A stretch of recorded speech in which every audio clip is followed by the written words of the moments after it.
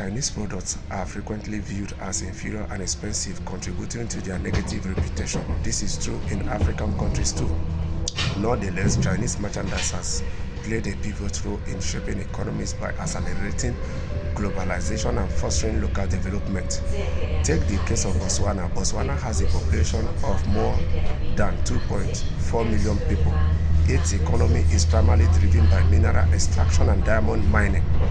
So apparently Botswana has 2.4 million people and its economy is driven by mineral extraction and diamond mining. Despite effort at economic diversification, Botswana's manufacturing sector remains relatively small, contributing only about 3.7% to its GDP. This is due to a limited domestic market and reliance on South Africa for supplies. In 2011, the Ministry of Trade and Industry introduced policies to stimulate the growth of citizen-owned enterprises and enhance the country's competitiveness. This includes the Economic Diversification Drive and the Citizens Entrepreneur Development Agency. The government also began welcoming Chinese entrepreneurs in local trade and manufacturing. I have been studying Botswana's economy and the country's economic relations with China since 2011. My latest research looks at how Chinese merchandise has shaped Botswana's economy, especially in helping contribute to manufacturing, and how this has been guided by Botswana's government policies.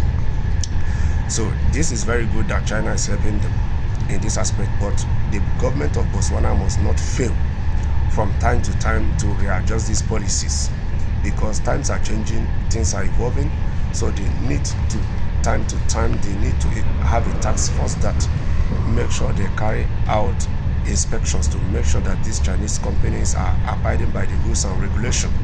And with time to time, if needs be, these policies should be reviewed, should be changed if need be.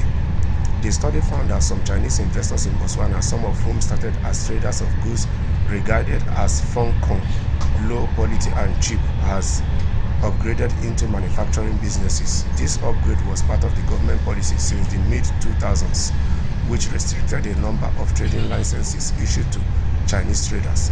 There was also an increase in regulations targeting activities such as the sale of counterfeit goods and tax evasion. Threats not to renew existing licenses were issued.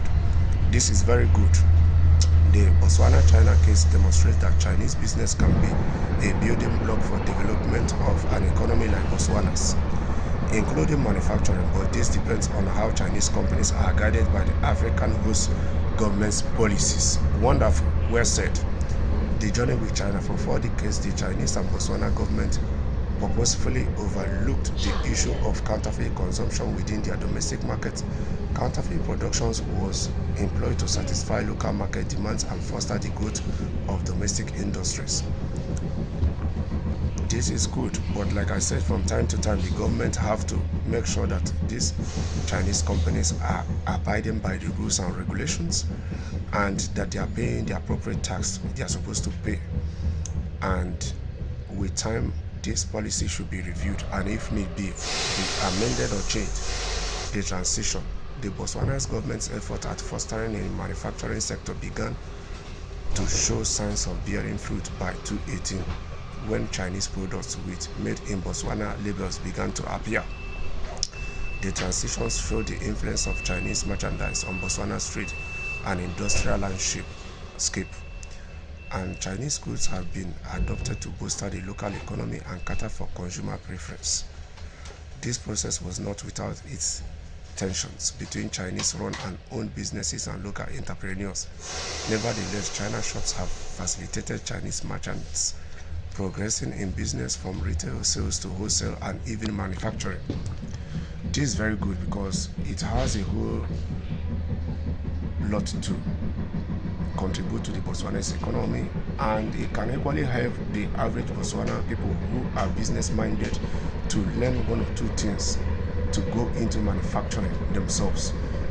Yes, because why they are seeing these people doing these things in their country prospering, all they just need to do is to go close to them, learn how they are doing it, learn one or two things from them, apply their own idea and do better. Yes, healthy competition is always good in business because at the end it's for the betterment of the consumers.